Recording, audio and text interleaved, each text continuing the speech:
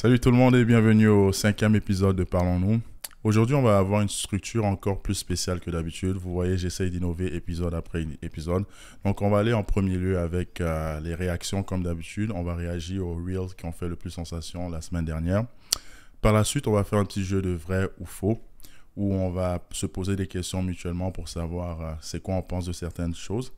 Et on va inclure aussi un nouveau jeu. C'est un jeu d'options où on va choisir par rapport à deux options. On va choisir c'est quoi qui nous convient le mieux. Et finalement, on va conclure avec notre conversation habituelle.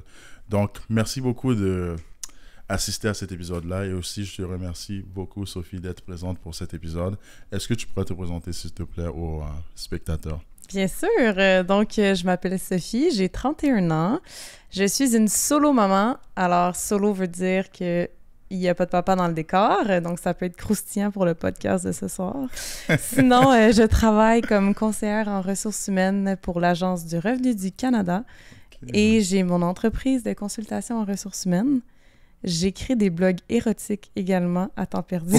Ça, je savais pas. C'est nouveau, hein? Puis, je te dirais que ça ressemble à ça pour ce qui est dans mon quotidien. Je suis une sœur, je suis une tati et je suis très heureuse dans la vie. Nice, Voici c'est bien. Sophie. Ouais. C'est bien, je suis vraiment content. Tu as vraiment un profil de quelqu'un qui fait vraiment beaucoup de choses, qui entreprend beaucoup d'activités. Tu trouves ça comment, juste balancer ta vie personnelle, entreprise et tout? C'est comment pour toi? C'est facile parce que ma plus grande force dans la vie, c'est ma gestion du temps. Fait que c'est sûr que ça m'aide beaucoup à pouvoir gérer plusieurs activités, plusieurs projets. Par contre, avec un enfant, seul, là, c'est plus difficile parce qu'il faut prévoir, faire garder. Comme ce soir, mon enfant se fait garder. C'est ce genre de choses-là qui sont plus compliquées. Mais sinon, en tant que tel, c'est facile pour moi d'avoir cette polyvalence, dans le fond, dans tout ce que je fais. C'est sûr. Est-ce que tu trouves que c'est le fait d'être mère qui t'a permis d'être encore plus polyvalente ou tu avais déjà ça quand tu étais plus jeune? J'avais déjà ça. Puis je pense que d'être devenue maman, c'est venu encore plus travailler mon côté polyvalente, puis je suis encore plus capable de faire 1 million de choses en même temps. Et ça, c'est super pour moi. C'est vraiment super cool pour moi. Et j'ai juste une autre question aussi qui m'est juste venue comme ça. C'est quoi que... Est-ce que tu peux nous juste expliquer ton parcours de vie, dans le fond, juste pour qu'on sache qui t'es avant de commencer le podcast? Ouais, parcours de vie. Je ne saurais pas comment le décrire en un mot, mais je dirais rempli d'épreuves qui m'ont poussée à être résiliente, qui fait en sorte qu'aujourd'hui, je pense que je suis une vieille âme dans un corps de jeune. Puis ouais, ça me pousse à être mature. Fait que c'est un parcours qui a pas été facile. Là, je n'irai pas en détail, mais même au niveau de mes parents, j'ai commencé à travailler à 13 ans. Wow. J'ai étudié seule, j'ai tout payé seule. Aujourd'hui, je suis très fière de qui je deviens. Mais ça a été un parcours qui m'a permis, dans le fond, de vraiment me pousser là, à d'autres limites pour aller chercher ce que je veux. Puis il n'y a rien qui m'arrête. Ça, c'est vraiment magnifique parce que, genre, c'est important d'avoir un peu... Plusieurs personnes vont voir les difficultés dans la vie de deux manières. D'autres vont les voir de façon négative. « Oh, la vie est trop dure. Hein. » Dans le sens qu'ils vont ils vont prendre ça pour dire « Ah, je peux pas réussir. » Et d'autres personnes comme toi vont utiliser cette énergie-là pour pouvoir accomplir des choses exceptionnelles. Donc, je suis vraiment très content pour toi que tu as pu utiliser ces épreuves-là pour devenir une personne plus forte. Ça, c'est vraiment très remarquable. Merci. Merci beaucoup, Sophie, d'être invitée. Donc, on va aller directement dans le vif de la structure de ce podcast. On va commencer en premier par réagir à une Reels qui a fait un peu sensation la semaine dernière. Et ça serait quoi un exemple de choses que tu n'es vraiment pas d'accord catégoriquement? C'est pas catégoriquement, mais par exemple, la première, est-il possible d'avoir une relation solide avec un ex? Mais je pense que si l'attirance physique est vraiment encore présente, non. Genre, ça va pas être solide et je pense que ça va juste créer des discordes finalement si l'un ou l'autre a un partenaire. Donc ça, non. Mais tu sais, parfois, t'as différents types de relations amoureuses. T'as des relations amoureuses où c'est vraiment genre fusionnel, passionnel, et d'autres où c'est vraiment moins le cas. Et donc, I guess que quand ça a été moins le cas et qu'en plus le temps un peu a fait les choses, on peut avoir une amitié solide. Okay, surtout si, imaginons, c'est un ex du collège ou quoi, bon là, on s'en fout. Ouais, t'es libre de répondre ou pas, mais question croustillante en même temps qui m'est revenue directement en tête avec ce podcast. Tu dis que t'es mère célibataire. Est-ce que t'es encore père avec le père de ton enfant? Est-ce que j'ai encore une relation avec excuse-moi. Est-ce que t'es encore ami avec le père de ton enfant? Malheureusement, non. C'est sûr que dans un monde idéal, si j'étais séparée du papa de mon enfant, j'aimerais vraiment avoir une belle relation de coparentalité. Tu sais, qu'on on se prenne pas la tête, que ça soit simple pour l'enfant. Mais là, malheureusement, lui, il est parti là, complètement du décor. Fait que non. Mais j'ai un ex que je suis encore amie avec. Et c'est comment votre relation d'amitié avec ton ex? Est-ce que tu trouves qu'il n'y a pas derrière intention, c'est 100% pur ou... non, mais honnêtement, il n'y a pas d'arrière-pensée. Il est en couple, lui, aujourd'hui. On fait juste, mais amis. Est-ce que c'est mon grand ami que je vois chaque semaine? Non, on a encore un contact, tu comprends? On est en bon terme. Avec les réseaux sociaux aujourd'hui, c'est facile de juste réagir à une story, commenter, tu sais, des choses comme ça. On n'est pas les meilleurs amis du monde, mais ça me fait plaisir s'il a besoin d'aide, tu sais, je vais être là pour lui et vice-versa. Par contre, c'est ça, je pense qu'on a passé un peu... Je suis un peu d'accord, en fait, avec ce que la fille disait. Quand t'as passé le stade de l'attirance sexuelle avec quelqu'un, je crois que c'est plus facile d'être juste ami avec la jante masculine ou la jante qui préfère... que les gens préfèrent personnellement. Mais... c'est ça, c'est mon opinion aussi. Mais après, je crois que tu peux devenir ami avec ton ex quand t'as coupé les ponts aussi à un certain moment. Je crois pas que tu peux le faire du jour au lendemain. OK, c'est bon, on n'est plus ensemble, on reste amis. Tu sais, je pense qu'il faut prendre le temps de guérir, de se soigner, de prendre le temps d'apprendre aussi, tu sais, qu'est-ce que t'as pas aimé, ce que t'as aimé de la relation, puis de grandir. Puis une fois que t'as atteint ça, là, tu peux revoir la personne comme étant un individu, tu comprends? Ouais, j'aime le point que tu as apporté sur le fait de couper les ponts sainement, afin de pouvoir retourner en force dans une relation d'amitié, si c'est ça que vous désirez. Exactement. Vous deux. Ouais. Est-ce que, dans le fond, tu m'as fait penser à quelque chose, en fait. Donc, tu me dis que cette amitié-là, c'est pas comme si vous êtes les meilleurs amis au monde. Donc, ça sert à quoi de maintenir un lien d'amitié avec quelqu'un si tu sais que vous n'êtes pas réellement les meilleurs amis au monde? Mais je pense qu'en vieillissant, c'est aussi une question de respect. C'est une question de connexion. Des fois, dans la vie, tu as besoin d'avoir certaines personnes pour... Je veux dire, tu sais jamais de qui tu peux avoir besoin, en fait, dans la vie. Puis quand tu as aimé quelqu'un, à moins que ça se soit vraiment mal terminé, je veux dire, moindrement que tu as du respect pour cet individu-là, que ce soit ton ex, ton ami, un ancien ami, peu importe. Ouais, je pense que toutes les relations sont bonnes à garder si elles sont saines. On oublie la toxicité ici. Mais si c'est sain, tu sais, même une ancienne amie, là, que t'es plus vraiment amie avec elle, mais que vous gardez un peu le contact des vieux amis du secondaire. Tu sais, moi, je vois ça un peu de la même manière. Vous vous êtes aimés beaucoup, longtemps, c'était ta meilleure amie, là, ce l'est plus. Mais pourquoi avoir de l'animosité, tu sais? Ouais, je suis parfaitement d'accord avec toi. Parce que ça sert à rien d'avoir de l'animosité pour quelqu'un qui t'a aidé dans des moments difficiles ou qui a partagé des bons moments avec toi. Exact. Tu as totalement raison sur ça. Aussi, tu viens juste de mentionner la toxicité. Et je pense que c'est un terme qui devient très populaire et tout. Toi, c'est quoi des traits de caractère toxiques que tu vois chez les hommes dans la manière de communiquer quand ils sont en couple?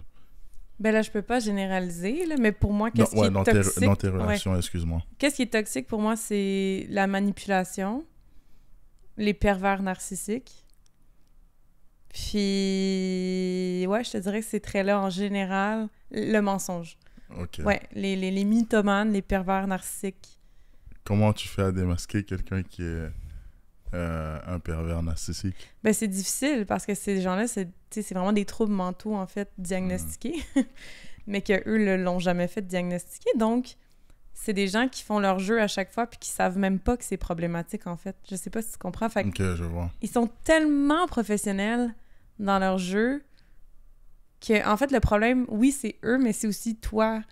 Parce que tu te fais prendre à leur jeu, ça veut dire que tu avais une faiblesse émotionnelle à un certain moment ou t'as juste pas vu leur jeu parce que peut-être que t'avais besoin de venir combler quelque chose à ce moment-là qui fait que t'as été un peu aveuglé.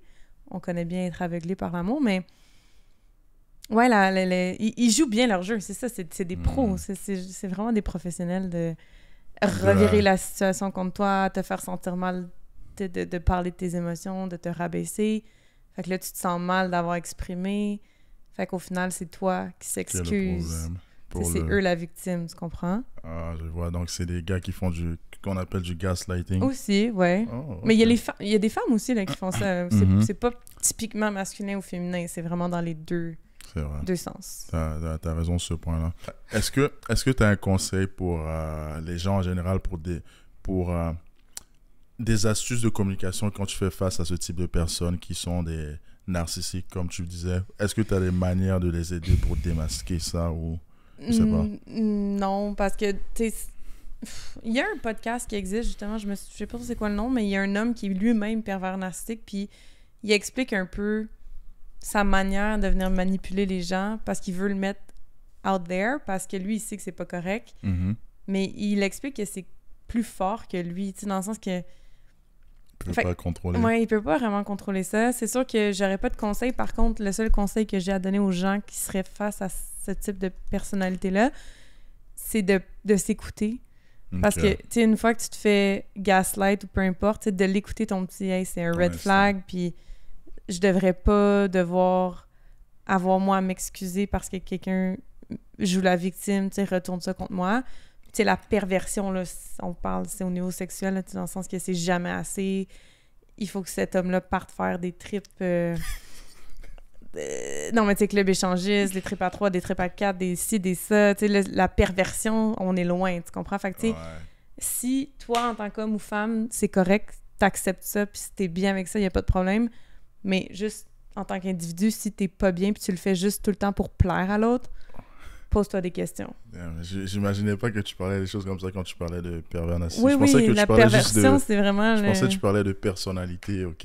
Non, mais il y a oui, il y a parce que pervers narcissique, c'est comme... Il s'aime beaucoup, mais souvent, il s'aime tellement qu'il va vouloir voir cette partie-là aussi dans la manipulation sexuelle. C'est vraiment intéressant, pour vrai. Allez lire. Ok. J'espère que tu n'as pas été trop souvent victime de ce type de choses. Non, j'ai jamais eu de pervers... Pas pervers, j'ai eu narcissique. Ouais. Manipulateur, menteur. Au moins, c'est mieux que quelqu'un qui est pervers narcissique. Des fois, ça peut être bon, un peu de perversion, mais pas dans ce cas-là. C'est parfait. Donc, merci beaucoup pour la réaction pour cette partie-là. On va aller directement à la deuxième partie, qui c'est notre jeu du vrai ou faux. Donc, je vais te poser des questions et tu vas répondre vrai ou faux, dans le fond. Donc, ça va être des réactions à vivre. Et si tu veux, tu peux commenter un peu plus sur ça. Mais c'est juste que les commentaires ne soient pas trop longs parce que je dois éviter après. Mais sinon, c'est good.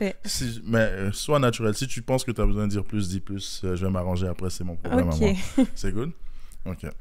Donc, c'est... Il est normal d'avoir un crush pour quelqu'un d'autre quand tu es en couple. Vrai. Je vais dire vrai. Est-ce que c'est normal? Oui, vrai. Un crush. Attends, définis crush. Mais je sais pas. Crush comme tu t'imagines. Crush, c'est genre, t'as une grosse attraction et t'aimerais avoir plus avec cette personne. OK, non. Non, ça, c'est pas normal. Mais juste, genre, de trouver quelqu'un beau... peut-être imaginer un peu des choses dans ta tête, dans ton jardin secret, ça va. Mais de vraiment vouloir aller plus loin, non. Flirter n'est pas tromper lorsqu'on est en couple. Faux. C'est tromper. Faux. Tout le monde a déjà fouillé dans le téléphone de son partenaire au moins une fois. Faux. Il est essentiel de connaître... excuse-moi. Il est essentiel de connaître le passé romantique complet de son partenaire pour pouvoir avoir une relation saine. Faux.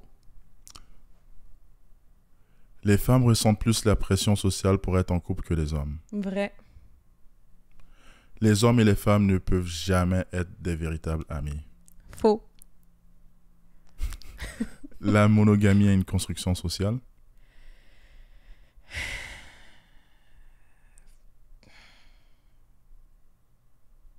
Vrai. Vive la polygamie! Non, mais j'avoue que si on remonte à l'époque, on sait qu'il y a eu toutes sortes, en fait. En société, il y a eu de la polygamie, de la monogamie, il y a de l'homosexualité à l'époque des Grecs, je veux dire, il y en a eu de partout, là. Fait que on peut pas dire c'est quoi la normalité. Est-ce que la normalité, c'est être en couple, marié, avoir une maison, des enfants? Est-ce que la normalité, ça serait d'être en couple, pas marié, avoir des enfants, se laisser aller voir comme tu sais, d'avoir plusieurs partenaires dans ta vie? On le sait pas, en fait. La construction sociale fait en sorte qu'on pense que c'est ça la normalité. Qu'est-ce que la normalité? Je vois. On part en philosophie, là, mais... Pour soi, mais oui, chacun pour soi, mais on le voit de plus en plus, là, les gens qui sont polyamoureux. Moi, personnellement, je suis pour la monogamie, mais je suis pas choquée là, d'entendre des gens qui veulent être polyamoureux, qui veulent être des couples ouverts. Moi, tant que ça se fait, encore une fois, comme je disais tantôt, dans le respect de l'autre, puis que t'imposes pas ta manière de penser sur ton partenaire, faites ce que vous voulez. Ouais. Ok, je vois. La plupart des gens ont un plan B dans une relation. On parle d'avoir vraiment quelqu'un avec qui ils trompent leur partenaire? Ou juste un plan B, un exit option. Ah non, faux. Ok, parfait. Bon, tu peux me reposer les mêmes questions et je vais juste... Bon, OK, fait qu'on va passer au vrai ou faux de ton côté? Ouais, exactement. OK. Il est normal d'avoir un crush pour quelqu'un d'autre quand on est en couple. Faux. OK. Définis crush, toi? Ben, un crush, c'est juste quand t'as une super grosse attraction pour quelqu'un d'autre et t'aimerais être avec cette personne-là. Pour moi, c'est ça un crush. OK, bon, parfait. Flirter n'est pas tromper lorsqu'on est en couple. Faux. Tout le monde a déjà fouillé dans le téléphone de son partenaire au moins une fois. Peut-être pas du partenaire actuel, mais c'est sûr que oui. Donc, je dirais vrai. Toi, tu l'as fait? Je me rappelle pas, mais peut-être que... Ouais, c'est vrai.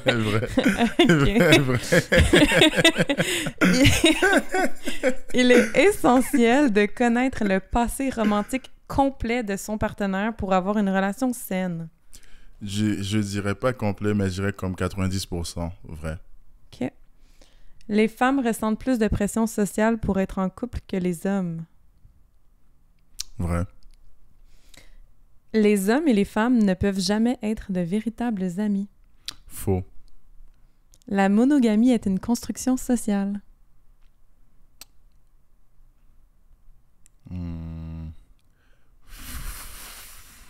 Je suppose que ça dépend de quelle société t'es et tout. Alors, on va dire vrai. Donc, c'est construit par la société dans laquelle t'es, on s'entend?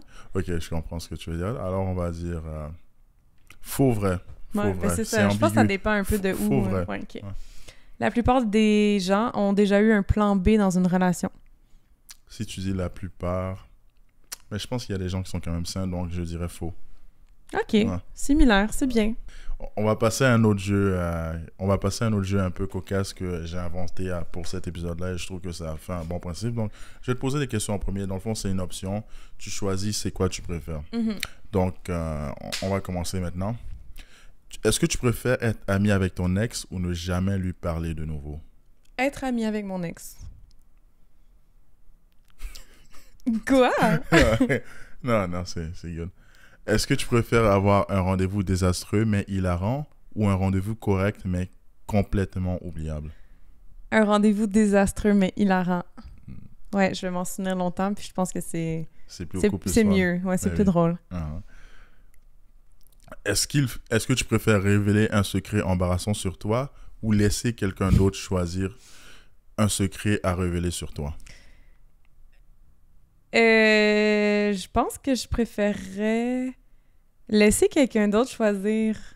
Ah ouais? Ben, ça me ferait rire de voir un peu qu'est-ce que la personne aurait choisi. Ah, je pense. Ok. Donc, je veux voir c'est qui les traite dans ta vie. Ouais, mais en même temps, je veux dire, je me connais, j'ai pas de gros secrets à révéler. Mm-hmm. Fait qu'au pire, ça va être quelque chose qui va me faire rire ou, tu sais, je sais que ça va être quelque chose un peu anodin. Cocasse. Ouais, c'est ça, exact. C'est bien. Est-ce que tu préfères mettre fin à une relation par message texte ou tu préfères qu'on mette fin à la relation avec toi par message texte? J'aimerais mieux qu'on mette fin à la relation avec moi par message texte. Okay. Parce que moi, je ne fais pas ça. Donc, si je faisais ça, j'aurais honte de moi. Puis, je serais pas fière. Ok, c'est quoi ton jugement sur les gens qui laissent par message texte? Après, ça dépend. Si ça fait un rendez-vous que tu as eu avec la personne, puis que je te dis juste qu'on se reverra pas, t'as pas besoin de venir cogner à ma porte. Si on est vraiment en relation datée, là, dans le sens qu'on a eu des relations intimes, où là, je m'attends à ce que tu prennes la peine de venir me voir. Puis là, si on a un couple, on oublie ça, là, le message texte, ça, c'est pas possible. Là. C'est pas une option, mais je trouve ça lâche. Puis surtout mais c'est facile, c'est ça. C'est la porte de sortie qui est tellement facile. Puis c'est tellement typique de notre génération. Là. Je veux dire, on a notre téléphone juste ici, on est à un message texte du monde entier. Ouais. Fait que mais j'aime mieux parler avec les gens. Ouais, okay. Non, face à face. Ouais, je pense que je suis d'accord aussi avec ton avis et tout, mais c'est sûr que ça peut être des erreurs de jeunesse que certains gens que tu connais et tu penses que c'est les plus sains sur Terre, ils ont déjà fait ça. Donc, Il y a même des gens de 32 ans qui font ça. Ah ouais. Il y en a même qui t'écrivent juste plus jamais. Les ghosts. Les ghosts, ok. Donc, non, c'est pas une question d'âge, c'est juste, je pense, une question de... Maturité, volonté, de couilles. T'en as ou t'en as pas. C'est vrai. Voilà. T'as raison. Est-ce que tu préfères sortir avec quelqu'un qui parle constamment de son ex ou être avec quelqu'un qui ne veut jamais parler de ses anciennes relations? J'ai été avec quelqu'un qui voulait jamais parler de ses anciennes relations. C'est vrai que c'était quand même difficile, mais je pense que j'aimerais quand même mieux être avec quelqu'un qui parle jamais de ses anciennes relations que quelqu'un qui parle toujours de son ex. Ouais. OK. Ouais. OK. Est-ce que tu préfères être en couple et toujours douter des sentiments de ton partenaire ou être célibataire mais constamment entouré de couples heureux? Amenez-moi les couples heureux. OK. Ouais, j'aime mieux être seule et entourée de gens amoureux, ça me fait plaisir. Nice, parce que c'est important de savoir être seul aussi dans la vie. Exactement. En fait, dépendant affectif, je vous comprends pas. Ouais, puis de tout ton podcast, là, dans le sens que je veux dire, tant que tu t'aimes pas puis que t'es pas bien seul avec toi-même dans la vie, peu importe ce que vous faites, vous serez pas heureux à deux, là. Exactement. Donc, voilà. T'as vraiment raison. Plutôt avouer un sentiment inavoué ou tu préfères regretter ne jamais l'avoir dit? Je préfère avouer un sentiment inavoué. Ouais. Nice. C'est bien parce que c'est important d'être courageux dans la vie. Si tu dis pas les choses que tu veux avoir, tu ne les auras jamais. Effectivement. Puis en vieillissant, je veux dire, là, j'ai un enfant, ça remet les choses en perspective dans le sens que je peux pas faire semblant ou je peux pas dire les choses. Je peux pas dire que j'ai un enfant. Je peux pas dire qu'est-ce que je recherche chez X, Y, Z. Je peux pas... C'est vrai. Tu comprends? J'ai pas de temps à perdre. Fait que maintenant, je suis vraiment dans le... Je te dis, si ça te fait pas plaisir puis t'es traumatisé, il y a pas de problème. Rappelle-moi pas. Ouais, c'est ça. Quelqu'un d'autre va être très à l'aise avec ma personne. Oui. On va juste refaire le jeu avec moi et on va procéder à ça. Parfait. T'es prêt? Ouais. OK, donc il faut que tu choisisses une option entre les deux. Alors, est-ce que tu aimerais plutôt être ami avec ton ex ou ne jamais lui parler de nouveau? Ne jamais lui parler de nouveau. OK. Est-ce que tu aimerais plutôt avoir un rendez-vous désastreux mais hilarant ou un rendez-vous correct mais complètement oubliable? Je suis pas un clown. Je préfère avoir le rendez-vous oubliable. Ah oui? Ouais, je sais. OK. Est-ce que tu as déjà eu un rendez-vous désastreux? Pas vraiment, mais je me dis, ça serait pas vraiment... Personnellement, je pense pas que ça serait fun pour moi. OK. Je préfère avoir le rendez-vous oubliable. Au moins, c'est classique. Parfait. Est-ce que tu aimerais plutôt révéler un secret embarrassant sur toi ou laisser quelqu'un d'autre choisir un secret à révéler sur toi? Je préfère révéler le secret embarrassant. Comme ça, tu peux le choisir. Exactement. Mais si c'est embarrassant, c'est sûr que c'est pas quand même pas plaisant. Mais ouais. OK. Est-ce que tu aimerais plutôt mettre fin à une relation par message texte ou te faire laisser par message texte? Je préfère mettre fin à la relation par message texte. Est-ce que tu aimerais plutôt sortir avec quelqu'un qui parle constamment de son ex ou avec quelqu'un qui ne veut jamais parler de ses anciennes relations? Dans les deux cas, je ne serai plus avec la personne, mais je préfère la personne qui ne veut pas parler de ses anciennes relations. Parfait. Est-ce que tu aimerais plutôt être en couple et toujours douter des sentiments de ton partenaire ou être célibataire mais constamment entouré de couples heureux? Je préfère être célibataire, la solitude est meilleure que ça. J'approuve. Est-ce que tu aimerais plutôt choisir une vérité qui fait mal ou un mensonge réconfortant? Une vérité qui fait mal, ça rend plus fort. Ouais, toi aussi? OK. Puis, est-ce que tu aimerais plutôt avouer un sentiment inavoué ou regretter de ne jamais l'avoir dit? Je préfère avouer le sentiment inavoué. La pire chose qui peut t'arriver, c'est un non, tu vas pas mourir. Exact. C'est vraiment vrai. C'est très important d'accord. d'être courageux dans la vie parce Cheers. que si t'es pas courageux dans la vie, genre, tu vas pas obtenir tout ce que tu as vraiment besoin dans ta vie et tu vas juste regretter des opportunités que tu as manquées. Donc, ne pas dire tout ce que tu penses. Ben, faut pas dire non plus tout ce que tu penses, mais ne pas dire les choses que tu veux vraiment dans la vie, ça va te juste reculer dans ta vie au lieu de te permettre d'avancer. Je pense que tu vas juste avoir beaucoup de regrets dans ta vie si tu n'avoues pas tes sentiments dans la vie. Yeah. Je suis très d'accord avec toi. C'est parfait. J'ai vraiment adoré le début de ce podcast-là. Là, on va continuer avec la tradition de ce podcast qui sont vraiment plus des communications. Donc là, on va juste communiquer, on va se poser des questions et on va communiquer sur la communication homme-femme. Donc, allons dans le vif du sujet. En fait, ça va être un peu plus autobiographique et après, on va continuer un peu sur des sujets de conversationnels. Donc, ça fait quoi être mère monoparentale en 2023? La grosse question. Qu'est-ce que ça fait? C'est sûr que c'est plus compliqué pour certaines choses, parce qu'on s'entend que la femme aujourd'hui, on travaille. Donc là, je veux dire, je dois gérer mon horaire du temps. Puis là, c'est non seulement monoparental, c'est que j'ai pas de break, là. Tu sais, j'ai pas une fin de semaine sur 2 que il va voir son père. Fait que je suis vraiment tout le temps avec mon enfant. Je l'adore. Mais c'est plus compliqué pour rencontrer des gens. On s'entend, là. Je peux pas aller dater tout le temps. Ça fait quoi? Je pense que ça rend plus fort, par contre. Ça vient vraiment donner un sens à ta vie quand tu deviens parent en général. Mais là, en plus, quand t'es seule, peu importe le femme ou père monoparental, mère ou père, ton why, là, ta raison de pourquoi tu fais les choses, ça a plus rapport. Là. Je veux dire, si je me lève le matin, c'est pas pour moi, c'est pour quelqu'un d'autre. Puis si je veux de l'argent puis j'en veux plus, c'est pas pour moi, c'est pour le futur de mon enfant. Fait que je te dirais que ça fait ça, être mère monoparentale encore plus que juste parent. Puis ça te pousse à te regarder dans le miroir tous les matins parce que ton enfant, c'est toi. C'est 100% toi. Parce que là, il n'y a pas le 50% du père. C'est juste moi, cet enfant-là. Fait que tout ce qui fait que j'aime pas, c'est moi qui ai appris aussi. Fait que chaque jour, tu sais, des fois, tu regardes puis là, tu te dis « Oh, il faut que je corrige ça. » Mais si je corrige ça, c'est envers moi que je le corrige en premier. Puis après, mon enfant va copier ce que je fais. Fait que ça, je te dirais que c'est big. Wow. Mais c'est nice. Wow. Je le recommande. Nice. Merci beaucoup pour ce partage-là. Tu vois, comme je pouvais même pas personnellement m'imaginer que c'était comme ça. J'ai beaucoup aimé la partie que tu as dit que ce que l'enfant fait, je sais que c'est à cause de moi parce que genre tu sais que c'est toi qui l'influence le plus. Exact. Ou tu es une des personnes qui l'influence le plus parce que oh non mais c'est vrai il n'est pas encore allé à l'école. Non. Donc ouais, tu es la personne qui l'influence le plus. Donc j'aime le fait que tu prends ownership sur ça pour pouvoir t'améliorer toi en premier et ton enfant va prendre l'exemple sur ça. Ça c'est vraiment magnifique. Exact. Puis à l'inverse, quand il fait des magnifiques choses puis que tu es fier de lui, tu es comme wow. Ça vient de moi mais je l'ai pas forcé, il a juste pris ces comportements-là, puis je trouve ça vraiment beau. Il a pris des trucs positifs. Et c'est sûr que ça doit être vraiment une fierté d'avoir des enfants. Je peux même pas m'imaginer à quel point tu dois être joyeuse à chaque fois que tu vois ton enfant. Tous les jours, ouais. C'est sûr, ça doit être un plaisir incroyable. Donc, par exemple, pour moi, quelqu'un qui n'a pas d'enfant présentement, je peux comparer à quel type d'amour.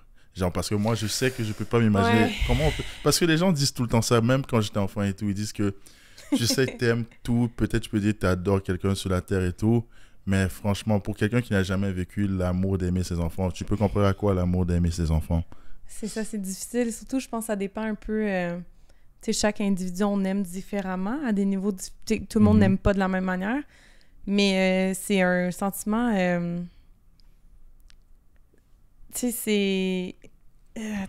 quand tu fais un bisou ou un câlin à ton enfant, t'as le goût de le... Je sais pas comment l'expliquer. Je sais pas. T'as juste le goût de le prendre tellement fort. Tu pourrais juste être avec toute la journée, tout le temps, puis t'es juste toujours heureux. Wow. À chaque jour, mettons... Je vais le comparer comme ça. Par exemple, vous êtes en couple, puis votre conjoint, votre conjointe reviennent travailler le soir. Il y a des fois que t'es comme... Allô, ça va? T'sais, t'es pas plus excité que ça, tu comprends? T'es juste comme... Bah, j'ai eu une mauvaise journée, puis genre, ce soir, j'aurais aimé ça pas te voir, tu comprends? Ça l'arrive! Non, mais ça l'arrive. Mais ton enfant, honnêtement, t'as pas ça. Tu vas le chercher à la garderie ou tu vas le chercher à l'école, il court vers toi avec ce sourire, puis t'es sa personne. Tu sais, cet enfant. En fait, c'est lui qui t'aime tellement qu'automatiquement, à moins que tu sois pas sain, là, que tu sois quelqu'un de toxique qui soit pas bien dans ta vie, là, mais si t'es normal, juste l'amour que ton enfant vient de donner, ta journée est faite, tu comprends? C'est ça, c'est genre, c'est juste... Ça vient illuminer ta journée tous les jours, contrairement à ton conjoint. C'est vraiment cool. Contrairement à ton conjoint. Moi, je m'apprête à dire quelque chose de positif. La plus critique, c'est les conjoints. Non, c'est vraiment cool. C'est une bonne perspective qui nous permet de plus nous imaginer c'est quoi l'amour maternel et paternel. Et je pense qu'on serait tous... en fait, pour ceux qui seront chanceux de l'expérimenter, je pense que c'est quelque chose qu'on a tous hâte d'expérimenter à un moment donné dans notre vie, pour et même moi personnellement aussi un jour. Donc, j'ai une question un peu qui est un peu sensible, comme mais je vais te la poser, je pense que tu es d'accord aussi avec ça. C'est comment ça se fait que tu sois présentement une mère monoparentale? Ah, si j'avais le choix.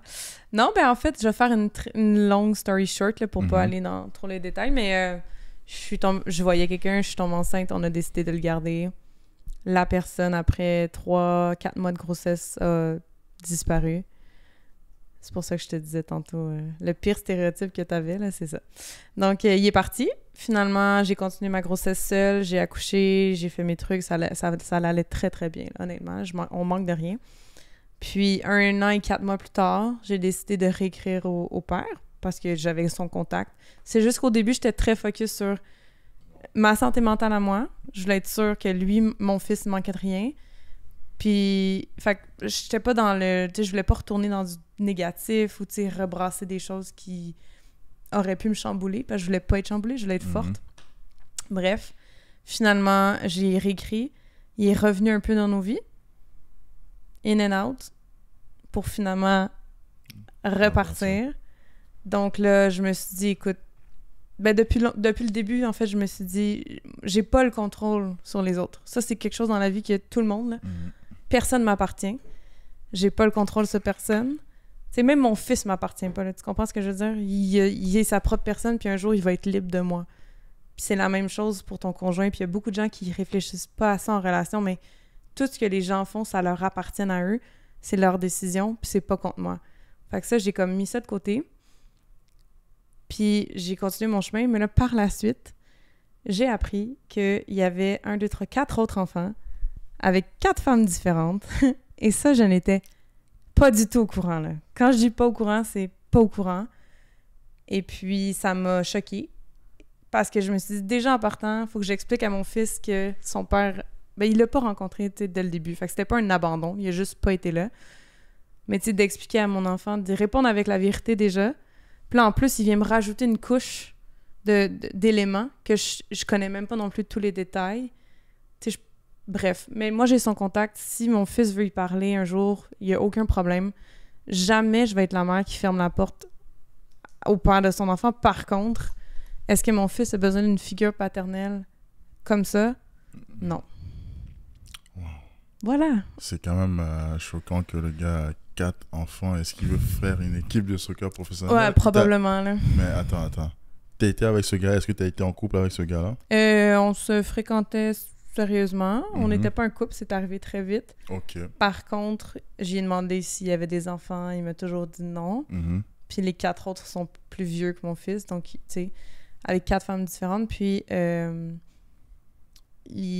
encore aujourd'hui, si je le confronte, quand je dis un menteur, s'il tourne autour du pot, il va jamais aller directement avouer qu'il a menti sur ça. Ouais, il resterait en retrait. Puis les 4 autres, ils s'en occupent pas non plus. Il est pas présent. Fait que tu sais, c'est ça. C'est 5 enfants qui sont au Québec qui ont un papa complètement absent. Les gars qui écoutent ce podcast-là, s'il vous plaît, ne suivez pas cet exemple. Ne faites pas ça. Ça vous sert à rien pour vrai. Parfois, dans la vie, c'est juste être simple, assumer tes responsabilités à 100%, tout ce qui arrive dans ta vie, même si c'est pas quelque chose que tu voulais faire et tout, tu es obligé d'assumer les conséquences. Une des conséquences d'avoir des rapports, c'est vraiment d'avoir des enfants. Donc, que tu veux ou pas, tu es obligé d'assumer les conséquences de ça. Donc, prends tes responsabilités à 2 mains et sois un vrai homme, s'il te plaît. 100%. Puis en plus, c'est ça, c'est que nous, on avait décidé de le garder ensemble. Fait que ça m'a encore plus surpris. Qu'il avait juste parti. Exact. Damn. Et tu penses que, juste comme ça, tu penses que ça serait dû à quoi? Pourquoi il serait parti? Essayons de se mettre à la place de cette personne-là. Tu penses que pourquoi il est parti? Ben là, on s'est reparlé un peu après. Fait qu'il m'avait dit qu'il avait été très malade, qu'il a vu qu'on se connaissait pas depuis longtemps, il voulait pas que je voie ce côté faible de lui. Fait qu'il m'a parlé d'un ego, là. Tu sais, là, c'était un ego qui parlait, l'homme qui voulait pas être un fardeau de plus, tu sais, pour moi, parce qu'il voyait que j'étais une femme forte et que j'avais pas besoin d'un homme qui allait me tirer vers le bas. Donc, encore une fois, prendre des décisions pour moi sans m'en parler. Tu sais, moi, les gens qui me connaissent savent très bien que si t'avais été malade puis que t'es mon conjoint, il y a pas de problème, je vais m'occuper de toi, là. Tu sais, comme ça va me faire plaisir que tu restes avec nous, tu sais, peu importe. Donc, mais tout ça, c'est déguisé derrière des mensonges, en fait. C'était des problèmes d'argent, des problèmes de travail, des problèmes de plein de choses qui étaient cachées, qui font en sorte que il prenait des décisions toujours sur un coup de tête pour essayer de se sortir de X, Y, Z. Mais c'est ça, c'est tellement un professionnel, comme je disais tantôt, du mensonge que toi-même, tu le verrais dans la rue puis tu te dirais, c'est un magnifique personne, là, c'est un homme charismatique. Donc oui, c'est juste, c'est ça, c'est décevant. Des fois, je suis comme, merde, je me suis fait prendre, mais en même temps, je pouvais pas savoir. Fait que je peux pas m'en vouloir parce que vraiment, le gars, il est tellement bon pour mentir que tu peux pas le savoir, en fait. Ouais, j'avoue, c'est quand même dommage. C'est même le fait qu'il soit parti et tout, c'est dommage, mais c'est encore plus dommage qu'il n'a même pas dit qu'il avait d'autres enfants à côté. C'est ça. Je trouve que c'est ça même le plus décevant dans tout ça. Le fait qu'il soit parti, c'est très décevant, mais que t'aies menti pour cacher même l'existence de tes autres enfants, c'est quand même... C'est quand même, ça, c'est un autre niveau pour elle, parce que je pense pas qu'il y a beaucoup de gens qui font des choses comme ça. En fait, j'espère qu'il n'y a pas beaucoup de gens qui font des choses comme ça. Toi, comme tu es une mère monoparentale et tu as eu l'expérience de te faire laisser par le père de ton enfant, est-ce qu'il y a des stéréotypes que tu aimerais déconstruire sur les mères monoparentales qu'on a présentement dans la société? Ouais, ben justement, il y en a plein ils vont penser que c'est le choix de la mère tout le temps. Que la garde de l'enfant, c'est le choix de la mère. Puis je comprends qu'avec le passé judiciaire, les jurisprudences, on le sait que souvent, la garde est allée plus à la maman pour X, Y raison, mais tu sais, de penser qu'une femme fait des enfants pour venir faire chier l'homme ou que la femme est venue faire un enfant pour avoir une pension alimentaire, je veux dire, c'est faux, là. Moi, j'ai pas reçu $1 de cet homme-là, puis j'en veux pas, tu comprends? J'ai pas de pension, je veux pas de pension alimentaire. Je préférais une présence dans la vie de mon fils que $1 d'une pension alimentaire. Fait qu'il y a toute la baby maman furieuse qui ferme la porte au père. T'sais, moi, je suis comme à l'inverse complètement. J'ai eu le pire exemple, puis la porte est encore ouverte aujourd'hui s'il voulait venir prendre contact avec son fils. J'apprécie aussi le fait que tu aies parlé sur le fait que les femmes monoparentales, c'est pas par choix, parce que c'est pas par choix, tout le monde ne le fait pas par choix. Non, exact. Je suppose que c'est une décision très difficile à prendre.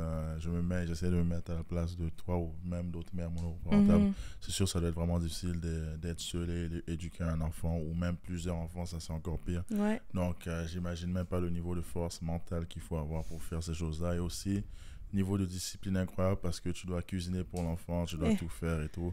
Ça doit être tellement demandant pour elle. Donc, non, les femmes sont... Puis là, encore une fois, là, je dis les femmes, mais il y a des pères monoparentales, là, mais les gens qui font ça sont forts, là. Tu sais, c'est... Vraiment. Next level. Tu as vraiment raison sur ça pour elle, parce que c'est vraiment très chaud pour elle. Est-ce que tu trouves que ton expérience en tant que mère monoparentale a influencé ta façon de communiquer dans la vie de tous les jours?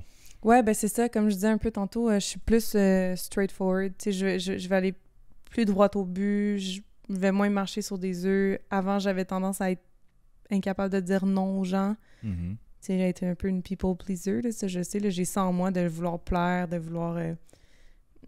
On m'invite partout, je dis oui à tout le monde. T'as besoin d'aide, je suis là pour tout le monde. Mais là, maintenant, je choisis plus un peu mes priorités. Puis ma communication a changé aussi. Parce que des fois, je m'explique mieux, plus direct, mais sans être méchante, là, juste direct, puis je dis ce que j'ai à dire, alors qu'avant, je me serais retenue un peu plus, là. Ouais. Donc, dans le fond, t'es... ça, c'est good.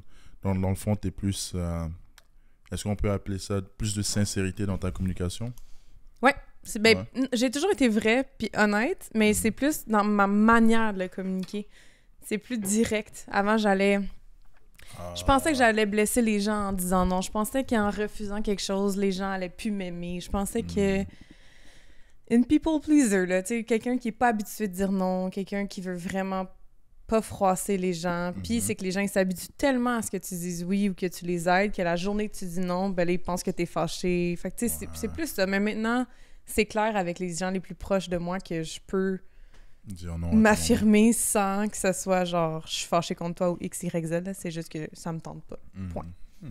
Ouais. C'est très bien, ça prouve qu'au moins que ça t'a permis d'évoluer de façon positive dans le fond. Je trouve que c'est un bon trait de caractère de savoir s'affirmer dans la vie. Aussi, je me demandais aussi, c'est juste comme ça, est-ce que parfois disons juste dans la vie de tous les jours ou juste dans n'importe quelle situation, est-ce que parfois tu as déjà ressenti le besoin de cacher le fait que tu étais une mère monoparentale ou juste une mère tout court dans une situation? Non, mais tu sais, j'ai pas annoncé ma grossesse sur les réseaux sociaux. Tu sais, j'ai accouché, les gens savaient toujours pas que j'avais de bébé. Là. Ça m'a pris un petit temps avant de mes gens, je veux dire, ma famille, mes amis savaient, mais les autres, tu sais, qui sont moins proches de moi. Pas que je voulais le cacher, mais ça me tentait pas de répondre aux questions, c'est plus ça. Tu sais, parce que là, les gens, ils savaient que j'étais pas nécessairement en couple ou peu importe. Fait que ça me tentait pas. Ça, j'ai gardé ça un peu de côté, mais maintenant, non. Tu sais, si tu me parles, surtout si un homme m'approche, la première chose que je dis, je pense que c'est que j'ai un enfant. Tu sais, je vais jamais cacher ça, là, ouais. Ben oui, parce que tôt ou tard, la personne va savoir, donc ça sert à rien de mentir pour vrai sur ça. Là. Ouais, exactement. Vraiment, là. Comme je trouve que c'est inutile de mentir. Sur des choses vraiment importantes comme ça dans la vie, c'est vraiment inutile de mentir parce que tu te tires une balle dans les pieds. En tant que mère, est-ce que tu as déjà senti une pression ou des attentes différentes de la société? 100%. Dans le sens que c'est triste, puis c'est vraiment pas pour dénigrer les hommes, mais une femme seule avec ses enfants, c'est normal. Un homme seul avec ses enfants, c'est « Oh my God, wow, tu t'occupes donc bien de tes enfants. Oh mon Dieu, tu vas à l'épicerie avec tes enfants, c'est cute. Ah, tu cuisines pour tes enfants, c'est cute. Ah, tu l'amènes à la nana, c'est cute. » J'ai jamais eu ces commentaires-là, tu comprends? Personne qui te regarde avec ton enfant. Alors que j'en fais 1000 fois plus souvent, tu sais, que un homme ou une femme en couple, peu importe, qui ont un enfant. Fait que je trouve ça plate, ce stéréotype que moi, c'est normal, c'est ce que je dois faire, alors qu'un homme...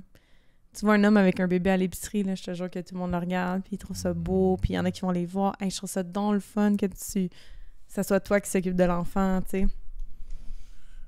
C'est vrai, j'avais pas pensé sur cet angle-là, le fait que un, c'est considéré normal et l'autre que c'est considéré cute. C'est genre, wow, tu t'impliques. Ouais. Mais je veux dire, moi aussi, je m'implique, mais il n'y a personne qui me dit bravo à la fin de la journée, tu comprends? C'est vrai, j'avais pas pensé à ça pour vrai. C'est à cause de ça que j'aime faire ce podcast parce qu'il y a des choses que je sais juste pas et j'apprends directement en ayant la conversation. C'est ça la beauté de faire des conversations comme ça pour vrai. Est-ce que les hommes ont des préjugés typiques sur toi, donc?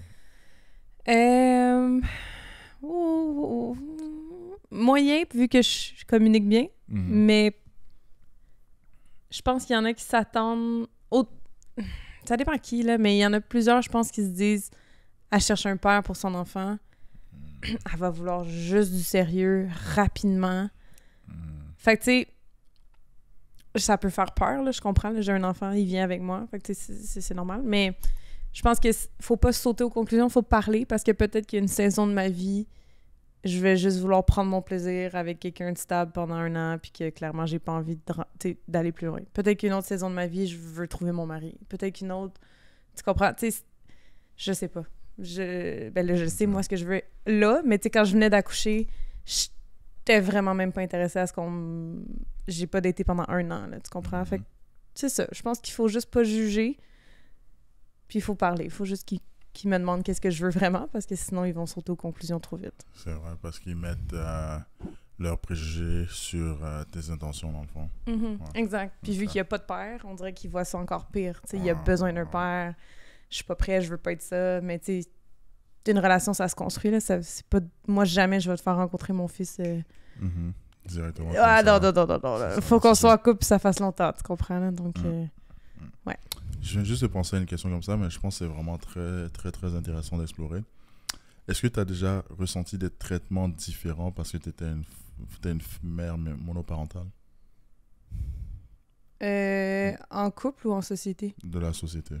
Ben, oui, puis c'est creux, là. C'est comme... dans le sens que, même financièrement, mettons, tu sais, moi, je suis la seule pourvoyeur de mon foyer. On s'entend, je suis la seule qui paye tout. Puis je remarque que... Je veux dire, il y a pas on n'a pas de privilège là, pour un parent, peu importe le homme ou femme, qui soit monoparental. Je veux dire, nous, on continue de tout payer seul, mais mettons, même au niveau de la RQAP, là, qui est le régime de prestation d'assurance québécois. Donc, quand tu accouches, t'es payé par... Ben, t'es payé. Tu reçois des sous par le gouvernement. Mais ça, c'est pas ajusté si t'es toute seule, tu comprends? Mais c'est des miettes. Tu sais, dans le sens que... Oui, t'as un peu plus d'allocation, mais ça vient jamais combler le salaire d'un partenaire. Fait qu'il y a ça, moi, ça m'offusque parce que quand t'es mère monoparentale, tu sais, on dit toujours que l'humain, on part à une ligne d'arrivée, puis là, t'es née femme, tu recules d'un pas, t'es né homme blanc, t'avances de 10, tu sais, comme on peut parler longtemps là, des inégalités en société, mais là, quand tu viens choisir, quand tu subis d'être mère monoparentale, tu recules aussi, là, tu sais, il y a plein de choses, que ce soit financièrement, l'accès à la propriété en ce moment, comment tu fais? Parce qu'en plus, c'est pas juste que je suis toute seule, mais je paye pour un enfant. Je paye pour lui, je dépense pour, tu sais, comme je m'occupe de lui. Des gens seuls qui n'ont pas d'enfants, ben c'est plus facile pour eux d'acheter, tu comprends? Même si c'est très difficile en ce moment, là. Mais en tout cas, c'est tout ça, je trouve que juste en société, père ou mère monoparentale, là, il devrait avoir des avantages de plus que juste recevoir 400$ d'allocation par mois. Tu sais, ça l'équivaut pas à tout ce que ça coûte à la charge mentale, même au niveau du travail, t'es toute seule tout le temps. Fait que le matin, c'est toi qui déposes l'enfant à la garderie. Le soir, c'est toi qui vas le chercher. S'il y a un rendez-vous, c'est toi. Tu sais, ça te prend vraiment un travail qui est extra flexible. Puis malheureusement, on n'est pas rendu là aujourd'hui, tu sais. C'est vrai, j'avoue que ça doit être compliqué. Mais je vais voir peut-être qu'un argument, pourquoi le gouvernement fait ça, peut-être c'est pour ne pas inciter les gens à être monoparentales. Donc, ça ils font pour désavantager ça au maximum. Comme ça, ils veulent que tu trouves un partenaire le plus vite possible. Oui, c'est sûr. Sauf que, tu sais, je veux dire, aujourd'hui, trouver un partenaire, ça se fait pas en claquant des doigts, là. Sinon, je pense qu'on en aurait tous. Tu peux essayer une idée fiancée. Je sais pas si tu connais. Non, moi, je serais plus dans Love is Blind. Love is Blind, ça... Ah ouais, moi, je ferais ça. Ça a l'air bon. Ça, c'est bon. Demain, je ferais ça. N'importe quand. Tu crois à Love is Blind, toi? Oui, 100%. Ouais. 100%. Je sais pas, moi, j'ai vu le comportement d'un gars, je pensais vraiment qu'il était amoureux de la femme. Même moi, j'ai été berné pour elle, j'ai été choqué de savoir qu'il s'en foutait royalement de la fille. Love is not blind. Bon. Qu'est-ce qui, selon toi, est la plus grande incompréhension que les hommes ont sur les femmes dans la trentaine? Il y en a qui disent qu'on a trop de standards. Parce que plus on vieillit, plus on sait ce qu'on veut. Fait que là, ils pensent qu'on est fermé. Mais je pense que c'est pas ça. Je pense juste qu'on a clarifié ce qu'on voulait puis ce qu'on veut plus. Mais il y en a qui vont se dire, ça me tente, tu sais, je veux pas approcher une femme plus vieille parce que c'est une vieille fille. Je sais pas comment l'expliquer. Elle est trop fermée. Elle sera pas ouverte à, justement... Des nouvelles expériences. Oui, c'est ça. Ou si la plus grande incompréhension, qu'on veut faire des bébés, se marier demain. Tu sais, je veux dire, il y a plein de filles de mon entourage, de mon âge, qui en veulent pas d'enfants. C'est pas... Ça vient pas avec, ça dépend de chacune. On n'a pas toute l'horloge biologique qui sonne. Fait que, tu sais, de penser qu'on veut rencontrer à 30 ans juste pour faire un enfant, c'est pas toujours le cas, là. Fait qu'il faut s'enlever cette mentalité, là. En fait, je vais poser aussi une autre question que je viens de penser, en fait, tout court, ça fait quoi d'avoir 30 ans? Rien. 30 ans, c'est le nouveau 20 ans, là. Moi, je me sens plus en forme qu'à 20 ans. Bon, peut-être pas, genre, la fatigue quand ton enfant se réveille en pleine nuit, mais mettons que j'avais pas d'enfant, je me sens vraiment en forme. Financièrement, tu sais, on est intelligent, là. On n'a plus 20 ans. On fait des choix qui sont intelligents. On investit, on s'intéresse. Je veux dire, donne-moi la sagesse que j'ai aujourd'hui. Si je l'avais eu à 20 ans, je serais encore ailleurs aujourd'hui. Fait que ça fait rien, dans le sens que je me vois pas vieille en ce moment, là. Tu sais, moi, dans ma tête, je commence tout juste ma vie, alors que ça fait déjà 15 ans, tu sais, que je travaille, puis que... Mais non. Ouais, c'est bien, donc t'es juste dans une saison de ta vie où tu profites bien de la vie. Ah ouais. Tu reap les rewards de tous les efforts que tu as eu dans la vie. Donc, dans le fond, tu cueilles tous les fruits de tes travaux, dans le fond, présentement. C'est comme le début d'une deuxième vie. Je pense que quand t'arrives à 40, puis que, mettons, si t'as déjà des enfants, puis là, sont plus vieux, t'arrives à une autre vie. Tu sais, c'est comme chaque stade, mais on a encore la shape physique à 30 ans pour faire des activités, pour être actif. Non, j'aime 30 ans. Je trouve que c'est un bel âge, ouais. Ouais, moi aussi, je pense que ça doit être un très bel âge. Je suis pas encore là-dedans, mais je suis un gars jeune, donc plus jeune que... ouais. Je suis en dessous de 30 Non, mais même aussi l'interaction avec les gens... Après, moi, j'ai pas d'amis de 20-25 ans. Non, j'ai pas vraiment. J'ai des amis plus vieux, mais les interactions, tu sais, mettons les sujets de conversation dans un souper d'amis, ce qu'on avait à 22 ans, parler d'hommes, de niaisage, de sorties, de clubs, de rien d'intéressant, de réseaux sociaux, de se comparer, tu sais, des choses insignifiantes versus aujourd'hui quand j'ai un souper avec mes amis, non seulement la bouffe qu'on mange est meilleure, puis le vin qu'on boit il est meilleur, mais ce qu'on parle, tu sais, c'est un peu la même chose quand tu dates à 20 ans. T'es pas rendu mentalement à aller en profondeur. Tu sais, tu te connais même pas. Fait qu'aujourd'hui, justement, quand je dis que je parle avec plus d'intention, puis je sais ce que je veux, mais c'est parce que je l'ai fait, ce travail-là. Tu sais. Fait que 30 ans, c'est comme... C'est un renouveau, là. C'est vraiment le fun. Dans le fond, tes expériences te permettent d'apporter un meilleur rapport dans les conversations que tu as avec les gens. Ouais. Et de aussi apprendre à mieux connaître les gens parce que tu te connais mieux toi-même, dans le fond. Exact. Ouais, c'est super cool, ça, pour vrai. Parce qu'au moins, ça prouve que le fait de prendre l'âge la majorité du temps, ça te permet aussi d'acquérir plus de sagesse. Et cette sagesse-là te sert dans la vie, dans ta vie de tous les jours, dans le fond. Ah, c'est très good. Donc,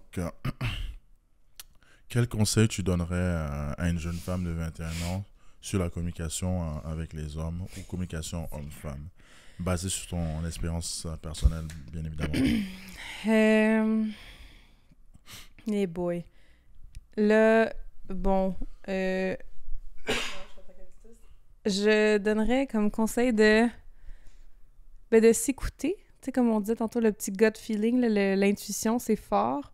Par contre, de ne pas se laisser berner par les réseaux sociaux, les messages textes. Si vous avez à communiquer, faites-le en vrai. Laissez faire les réseaux sociaux. Mets pas un post dans ta story, genre passive-aggressive, en pensant que ton chum va le voir puis qu'il a compris que le message que tu as mis dans ta story, ça s'adressait à lui. Il comprendra pas. Puis même s'il comprend, il est comme « what the fuck ». Genre, textez pas pour vous parler. Parlez-vous en vrai. Communiquez. Sautez pas aux conclusions. Il y a beaucoup d'anxiété dans cette génération-là de femmes et d'hommes de 21 ans en ce moment. Laissez faire ça, dans le sens... Oui, tu peux être anxieux, mais partez pas... du overthinking, là. Laissez faire ça, là. Tu sais, communiquer direct, straight to the point, puis nomme tes sentiments. Puis si l'autre est pas capable, si l'autre te juge puis te gaslight parce que t'as nommé ton sentiment, ben tu sauras que c'est pas la bonne personne pour toi, puis move on, passe au prochain. Parce que dans la vie, s'il y a une chose qu'il faut que tu fasses, c'est nommer les choses. Dire ce que tu penses. Ouais. Parce que ne pas dire ce que tu penses, c'est tirer une balle dans les pieds, en fait. Exact. Ouais, après, il y a des manières là, de le communiquer. Criez pas, lancez pas d'assiette. Et, tu comprends ce que je veux dire? Là? Restez calme. Lancez pas l'assiette. Non, c'est ça. Déjà arrivé ou quoi? Non, pas moi. Mais quitte à noter, écrire avant ce que tu as sur le cœur pour après mieux le dire, pour pas que ça sorte tout croche. Ça, c'est des petits trucs, ça peut aider les gens à se calmer avant de livrer le message. Ah, ça, c'est un bon conseil, en fait. Là. Quand tu es extrêmement fâché avec quelqu'un, parfois, c'est juste mieux de prendre un recul et ne fais pas sortir ces émotions qui sont à vivre parce que tu ne te contrôles pas et tu vas dire du n'importe quoi. Prends ce petit recul-là et reviens, je sais pas, 5 minutes, 10 minutes, un jour plus tard et réexplique tes émotions. Tu seras plus en mesure de dire quelque chose qui fait du sens et tu vas sûrement pas avoir encore de cette colère-là. Donc, c'est toujours mieux de prendre son temps pour pouvoir mieux communiquer avec les gens aussi parfois. Exact. Au lieu de dire du n'importe quoi. Ouais. Donc, merci. On va faire juste un mot de la fin, en fait, et ça va être assez rapide. J'ai apprécié vraiment cet épisode parce que c'était vraiment enrichissant et j'adore la perspective que tu as apportée sur ce podcast. Ça, c'était vraiment très cool pour vrai comme discussion. Est-ce que tu as un dernier message ou une réflexion que tu aimerais partager avec l'audience présentement? Ben, il y a quelque chose qui m'a aidé beaucoup à atteindre le niveau de résilience que j'ai atteint dans ma vie, qui fait en sorte que je suis calme avec tout ce qui m'est arrivé. Parce que là, je t'ai juste raconté une portion, là, mais... puis j'aimerais le partager parce que justement, je trouve que ça l'aide dans la communication, puis dans notre... comment on réagit face à des situations. Fait que c'est the 5 to 5 rule, fait que la règle du 5 à 5. Puis dans le fond, la règle se lit comme suit, c'est... Là, c'est en anglais, mais je vais le traduire en français, c'est... Dépense pas plus que 5 minutes à réagir à une situation, tristesse, colère, peu importe ton émotion, si tu sais que dans 5 ans, tu te souviendras plus de cet événement-là. Parce que souvent, au travail, tu peux vivre une situation, puis là, t'es full fâché, mais là, ça vient de consumer toute la journée. Mais, comme t'as dit, prends 5 minutes, prends-le 5 minutes, sois fru, là, fais ce que tu veux pendant 5 minutes, vis ton émotion, puis après, we're done, parce que je sais que dans 5 ans, ça va être anodin. Ça va être une graine dans ma vie qui est... ça n'aura aucun impact. oui, une rupture, un deuil, des choses comme ça, tu vas t'en souvenir dans 5 ans. Fait que c'est normal que ce soit plus long, que tu as besoin de plus de temps pour t'en remettre. Mais souvent, quand même, de relativiser, puis de savoir que le temps fait les choses, puis d'accorder le bon nombre de temps à ton émotion. De pas amener ça dans toutes tes relations, puis cette négativité-là, parce que tu vas juste comme t'engouffrer, puis tu bâtiras jamais de résilience. Et à chaque fois, chaque petite épreuve, c'est un mur insurmontable, tu comprends? Voilà. J'adore ce conseil, en fait, parce que ça te permet, en fait, de voir si quelque chose qui se passe est important ou pas. C'est la première fois que j'entends ça pour vrai, et je pense que je vais l'appliquer moi-même dans ma vie de tous les jours. Si tu ne vas pas te rappeler de ça dans 5 ans, ça veut dire que c'est pas assez important pour se fâcher. Pas plus que 5 minutes. C'est vraiment un top conseil pour vrai. Je vais l'appliquer à partir de demain pour vrai, là. Ouais, voilà. Donc, merci beaucoup d'avoir regardé cet épisode-là. Franchement, je pense que tous ceux qui ont regardé cet épisode vont se sentir grandis et d'avoir appris vraiment des choses fantastiques. Et je trouve que tu avais une excellente perspective. Tu as apporté vraiment des points très, très intéressants. Et je trouve que cet épisode aussi, vous pouvez l'utiliser comme manière de naviguer, voyager dans le temps. C'est-à-dire, par exemple, elle vous donne des expériences. Je suis une vieille personne.